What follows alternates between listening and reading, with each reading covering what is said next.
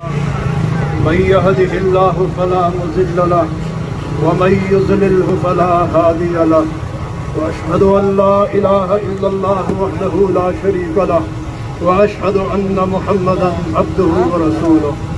أما بعد فأعوذ بالله السميع العليم من الشيطان الرجيم من همزه ونفخه ونفثه. بسم الله الرحمن الرحيم. أظهرت البغضاء من أفواههم. معزز سامعین کرام، اس مقصد کے لیے آپ یہاں پر جمع ہے، یقین جانیے یہ ایمان کی ایک بہت بڑی علامت ہے، کیونکہ اگر اس وقت اس کافر کو، اس ملعون کو، آصف رضا علوی کو اتنی جرت ملی ہے اس بے ایمان آدمی سے، تو مکے کا وہ کافر جو کفاروں کا سردار تھا ابن دغنہ، جب ابوبکر صدیق نے مکے سے ہجرت کر کے نکلا، ابن دغنہ کافروں کا سردار تھا، اس نے پوچھا ابوبکر آپ کہاں جا رہے ہیں؟ جواب ملا اس لیے جا رہا ہوں کہ مکے میں قریش نے مجھے تنگ کر دیا۔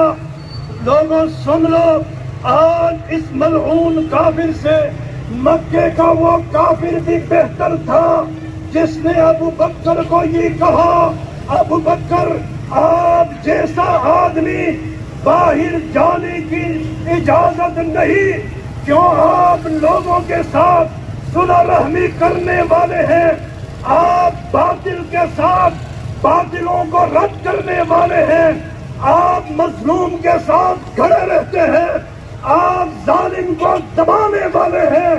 ابوبکر آپ کے ساتھ میں مکے میں جا کے قریش کافروں کو یہ کہتا ہوں کہ ابوبکر کا وہ شان ہے جو ابوبکر کو مکے سے نہیں نکالا جاتا۔ لیکن آج میں اس وقت حکومت سے یہ اپیل کرتا ہوں، سنو، جب اس وقت کا کافر نے ابوبکر کا ساتھ دیا تو آج کی حکومت نے بتلاؤ کس طرح آصف رضا علوی کافر ملعون کے ساتھ دیا ہے۔ اس کے ساتھ نہیں دینا چاہیے، اس کے ہاتھوں میں ہتھکڑیاں ہو، اس کو جیل کے دروازوں میں اندر کیا جائے، اگر پھر بھی باز نہ آئے تو اس کا سر تن سے جدا کیا جائے، کیونکہ یہ ہماری ایمان کی علامت ہے۔ آئیے دوسرا واقعہ صحیح بخاری سے پڑھیے، صحیح بخاری سے پڑھیے۔ عروہ بھی کافر تھا، مسلمان نہیں تھا، لیکن جب اس کو بھی پتہ چلا سیدنا ابوبکر صدیق رضی اللہ تعالیٰ عنہ کے بارے میں، تو لوگوں سن لو، ان کافروں نے ابوبکر کے ساتھ دیا، ابوبکر کی صداقت کا اعلان کیا، لیکن آج اس کافر کو کسی ایجنسیوں نے یا یہود و نصارہ نے اتنی جرت دی ہے کہ وہ کہہ رہا میں اسلام آباد میں اپنا جگر ہتھیلی پہ رکھ کے یہ بیان کرتا ہوں کہ ابوبکر کافر ہے۔ ہم کہتے ہیں کہ ہم قانون اپنے ہاتھ میں نہیں لینا چاہتے، ہم قانون کو اپنے ہاتھ میں نہیں لانا چاہتے، لیکن ہماری ہاتھوں میں اتنی طاقت ہے کہ ہم آپ کی زبان آپ کی گچی سے کھینچ کے باہر نکال دیں، کیونکہ صحابی رسول ابوبکر صدیق وہ ہے جس کے بارے میں میرے رب نے گواہی دی ہے کہ گستاخ صحابہ کی ایک سزا، گستاخ صحابہ کی ایک سزا، ہاتھوں کو بلند کر کے گستاخ صحابہ کی ایک سزا۔ سنیے، امام احمد بن حنبل رحمہ اللہ نے مسند احمد میں اس روایت کو نقل کیا ہے کہ لوگوں، جب ابوبکر صدیق کو گالیاں ملتی تھی محمد رسول اللہ موجود تھا، لیکن میرا رب کو ابوبکر صدیق اتنا محبوب تھا، آسمان کی بلندیوں سے فرشتے کو نازل کیا، ابوبکر کے ساتھ فرشتہ کھڑا رہا، وہ ظالم گالیاں دیتے رہا، وہ گالی دیتا رہا، لیکن ابو بکر کے ساتھ میرے رب کے حکم کے مطابق فرشتہ جواب دیتا رہا. لیکن آج یہ سوال مجھ سے اور آپ سے ہے کہ بتلاؤ، جب ابو بکر کو گالی دی جائے اسلام آباد میں بیٹھ کر، تو یہ تو سوال مجھ سے اور آپ سے ہونا ہے کہ میں نے اور آپ نے ابو بکر کے لیے کیا کرنا ہے. کیا اپنے جان اور اپنا مال قربان کرنے کے لیے تیار ہو؟ انشاءاللہ. یاد رکھیے، آصف رضا علوی ملعون مجھے ان عورتوں کا پیداوار لگتا ہے.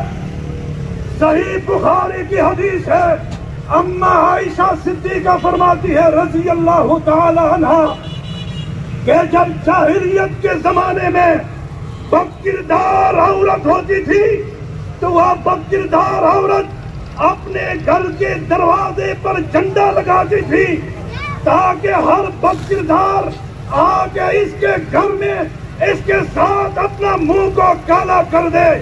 جب آصف رضا ملعون کو یہ جرت ملی ہے، مجھے اندازہ یہ ہے کہ یہ اس جیسے ماؤں کا پیداوار ہے، اس کو سزا دی جائے. کیا آپ اس بات کا اعلان کرتے ہیں کہ آصف رضا ملعون کو سزا دی جائے، آصف رضا ملعون کو گرفتار کیا جائے، آصف رضا ملعون کو گرفتار کیا جائے؟ اگر حکومت اس پہ ایکشن نہیں لیتی تو پھر نوجوان تیار ہوں گے، انشاءاللہ نوجوان تیار ہوں گے. انشاءاللہ. کیا اپنا مال اپنا جان دینے کے لیے تیار ہو؟ اصحاب پیغمبر پر جان میں قربان ہے، اصحاب پیغمبر پر، شان صدیق اکبر پر، شان عمر پر، شان عثمان پر، شان علی پر، سیدنا علی صدیقہ کے دوپٹے پر جان بھی قربان ہے، اصحاب پیغمبر پر جان بھی قربان ہے. سنیے، مصنف ابن ابی شیبہ کی صحیح روایت، امام جعفر صادق نے اس بات کی گواہی دی ہے کہ جس شخص کا ابو بکر کے ساتھ تعلق نہیں، اس شخص کا رب کے ساتھ کوئی تعلق نہیں.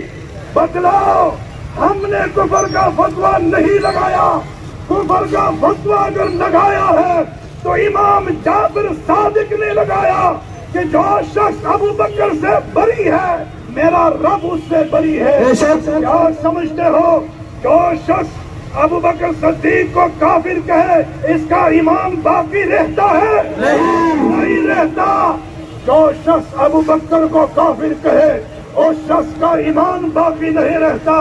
لوگوں سنیے، ہمارا ایمان یہ ہے کہ ہم اپنا مال، ہم اپنے بچے، ہم اپنے گھر، ہم اپنا جان ابو بکر کی صداقت کے لیے قربان کرنے کے لیے تیار ہے. تیار ہے انشاءاللہ. سنیے، امام سیدنا انس بن مالک رضی اللہ تعالی عنہ کے شاگرد ابراہیم بن میسرہ رحمہ اللہ تعالی، ان کا بھی اسلام کے جذبے کے لیے یہی موقف تھا، ان کا بھی یہی جذبہ تھا، ان کا بھی یہی موقف تھا. کیا تمہارا یہ جذبہ ہے کہ اپنا مال اور جان اس ملعون کے لیے قربان کر لو تاکہ اس ملعون پہ جتنا خرچ آئے تیار ہو، اس کو جیل میں اندر کرنے کے لیے تیار ہو؟ اللہ سے دعا ہے کہ اللہ مجھے اور آپ کو صحیح معنوں میں صحابہ کرام کی جو محبت ہے وہ ڈالنے کی